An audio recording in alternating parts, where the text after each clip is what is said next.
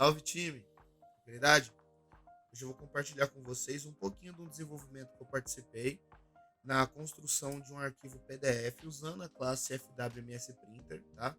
O arquivo, a finalidade dele é para fatura de locação.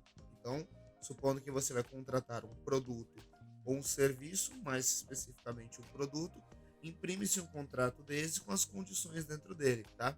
Eu consegui, conforme eu ia fazendo o desenvolvimento, eu vou imprimindo vários e várias e várias vezes o PDF e deixando na máquina. E aí no final eu pensei, cara, acho que dá para fazer um time-lapse disso daqui e a gente vê a evolução dele alinhada com o desenvolvimento do código. Então, vamos dar uma conferida que na sequência eu mostro o PDF e como ficou o código, beleza?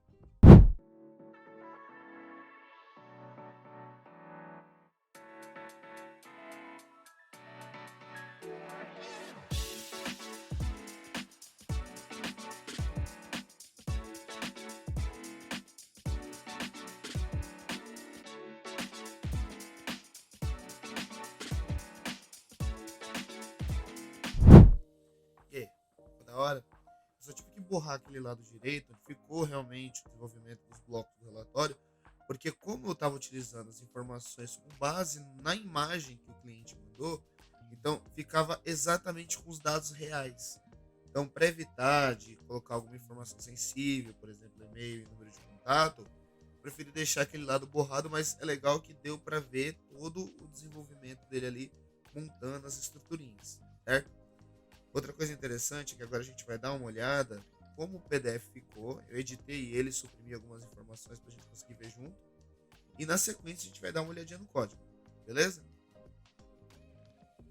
Ó, esse é o arquivo PDF. Então, eu suprimi aqui as informações que poderiam vir a ser sensíveis, né? E coloquei aqui o símbolo da Organa. Então, esse é o relatório de proposta de locação. Aqui ele captura os dados da SM0, aqui embaixo os dados do cliente na SA1. Aqui nessa parte de valores complementares, até um ponto legal para se tratar. É o que? Quando a gente está trabalhando normalmente com a classe FWMS Printer, você vai ver que muitos relatórios tá fixo lá. Olha, vai ser do pixel tal a tal e ele vai ter normalmente só uma página ou só duas páginas.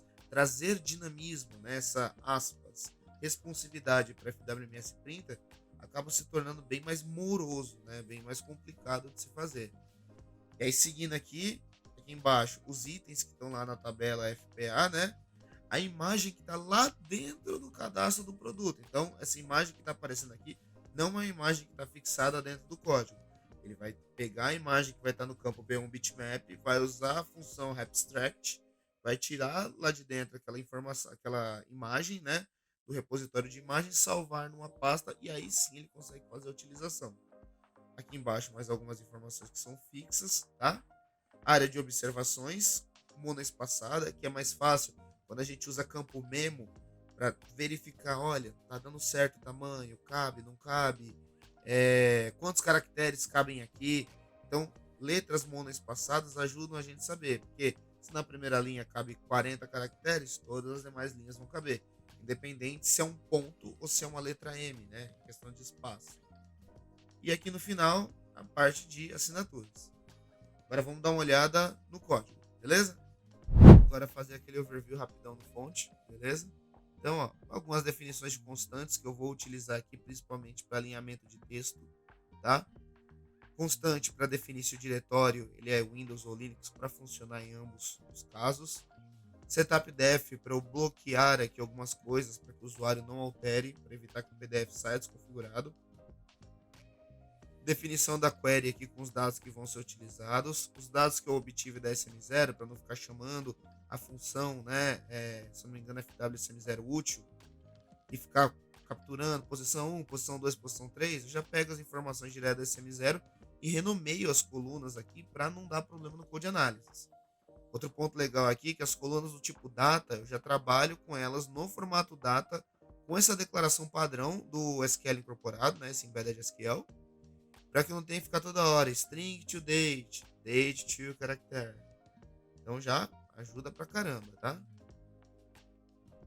A impressão aqui do PDF tem algumas partes que eu calculo o tamanho máximo horizontal e o tamanho máximo vertical da página, porque tudo que foi desenvolvido nesse PDF ele foi desenvolvido como? Eu não falo para ele qual é, vamos supor, a posição X e Y. Eu falo o percentual da tela. Por exemplo, ó, aqui no bloco de complementos, eu falo que eu quero que o sequencial tenha 7% da horizontal da tela e o bloco de código tenha 16%. Quando eu vou olhar aqui, 7%, 16%. E eu somando isso, dando 100% no final, ele sempre fica alinhadinho com as margens para ambos os lados, beleza? Outro ponto interessante aqui é que todo canto você vai ver esse new page if. Por quê? Quando eu estou imprimindo os itens, eu preciso saber se os itens vão caber mais uma vez. Então, ó, coloquei aqui os itens. Melhor até aqui nessa parte de observações. Esse bloco do rodapé, ele não caberia aqui.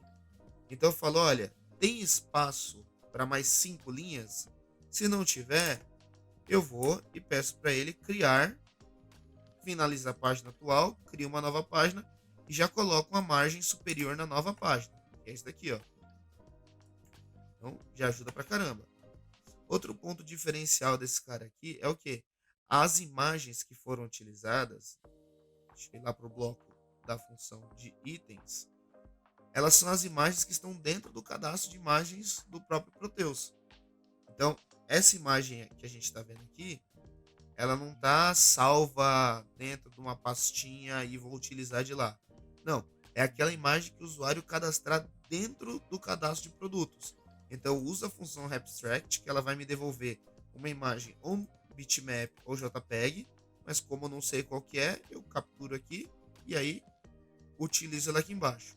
E o último ponto, porém não menos importante, é o bloco de observações, que a gente utiliza essa função aqui, que é uma função que ela está definida dentro do fonte, que o intuito dela é fazer praticamente o que a MemoRead e o que a MLCount faz, que é de contar as linhas, porém funcionando, tá? E aí utiliza a fonte Courier New aqui para ela conseguir tratar com caracteres monoespaçados, porque como eu não sei a quantidade de texto que o usuário vai colocar dentro de observação, eu preciso gerar alguma espécie de previsibilidade para eu conseguir tratar essas informações direitinho. Espero realmente que vocês tenham gostado do vídeo, tá? Então, trabalhão, meu Deus! Mas a gente segue aprendendo para ver como é que é.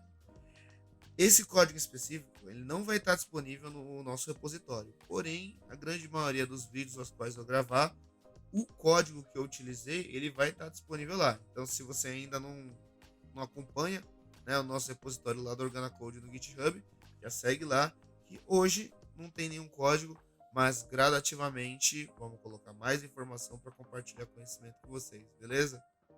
Então é isso, pessoal. Até a próxima e que a força do código esteja com você.